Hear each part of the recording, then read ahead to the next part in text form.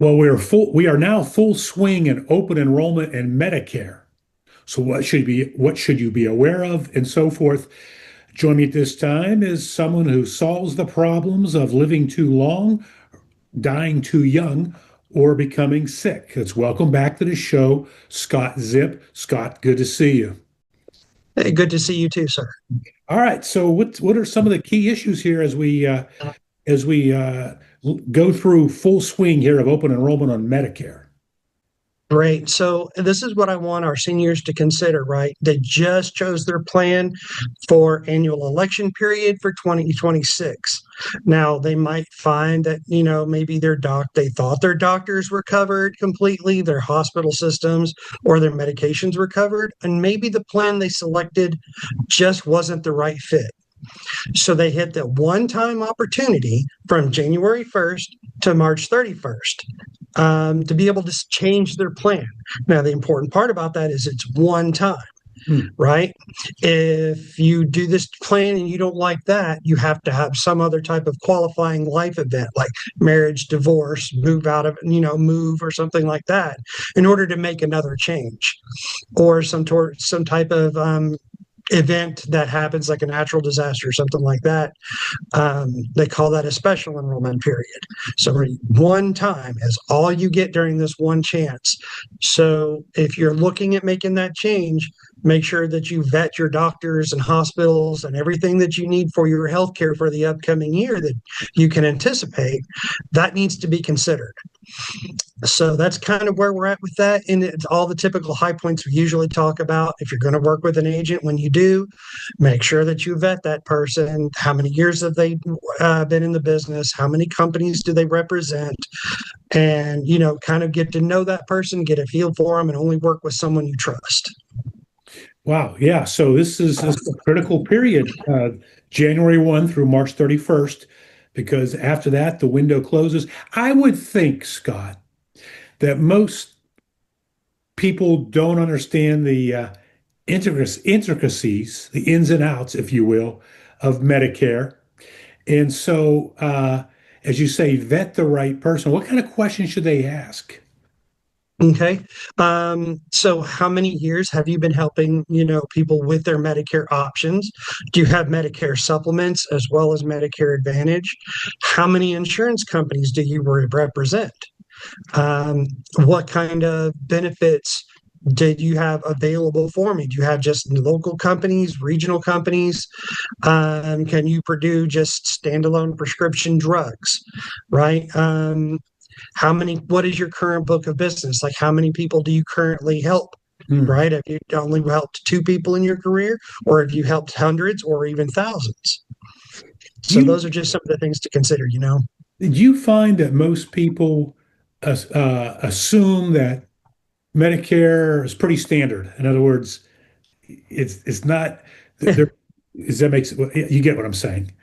Yeah, and it is. And I tell people that the more it changes, the more it stays the same. The same line item benefits for dental, vision, out of pocket costs. So the only thing that changes, company A over here, they have all the same things, but your copays, right, will be a little bit higher in some areas, lower than the others. For company B over here, the copays are higher in some, lower than the others, but they all have some version of it. Hmm.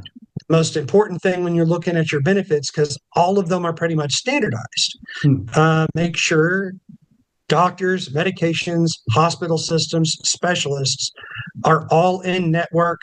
And if it's a PPO or an HMO, right? HMO has network. PPO is you can go anywhere you want as long as they take your insurance. So again, it's what's important to you as the senior is what's the most important, and that's what we have to why we have to go over all the different benefits and on the table just to make sure everything lines up with your healthcare goals. And when you say make sure it's lines up with what's important to you as the senior, I would imagine that falls into what the health priorities are.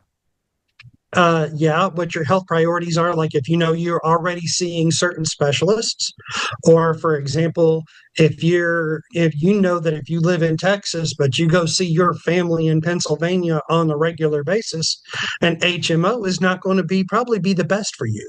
You might need a PPO so that you can receive care outside of the network. Got it. Scott, is there something I should have asked that I haven't? Not that I can really think of. It's just to kind of recap. Please, during this one-time election, if you feel that you need to make a change, it is very, very important to do what we've already talked about with the screening of the plans and stuff, because annual election period, which is in the fall, you can change as often as you want. You can change your mind as often as you like, but OEP is one time only, and then you're in it until you have some, unless you have a reason to be able to change. So it's very, very important. You lost me there. You can change anytime in the fall, but not now. That's correct. And during annual election period from October 15th to December 7th, you're picking your plan for next year. Hmm. Monday, you walk in, you can pick a plan and then you decide you want to look at another plan on Wednesday. And if you decide that's a better one, you're good to go. The whole season long, you can do whatever you'd like, change as often as you like. But once you hit that December 7th time period, you're locked in. You can only change one in the first 3 months, January 1st to March 31st. You can only do it one time. It's not a free for all. All right. And we're in that time right now. Yes, sir. All right, Scott Zipp, thank you for joining us. Any final word? Um, I really just say be careful. There's a lot of scams out there, and make sure you do your due diligence on whoever you work with, please. That just sounds scary, boy. When you say there's a lot of scams out there. Yes, sir.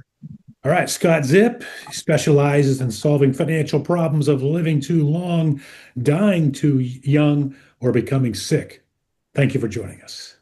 Thank you, sir. Thanks for having me. You bet. Back with more of the Amato Report after this.